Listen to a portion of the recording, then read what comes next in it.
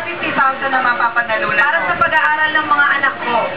Ang pinakamatanda mo ilang taon na? 17. So college na ba? And then high school. Grade 4. Grade 4. Grade 1. Okay, ganito, Teresa. Doon ang pwesto mo. Teresa, sa jackpot round, ay meron kang 30 seconds para hulaan ang gagawin namin, ang ibibigay namin clues para sa'yo. Ang kategorya natin at ang mga bagets na makakasama ngayong hapon para magbigay sa'yo ng clues ay sina JM. Of course, it's a free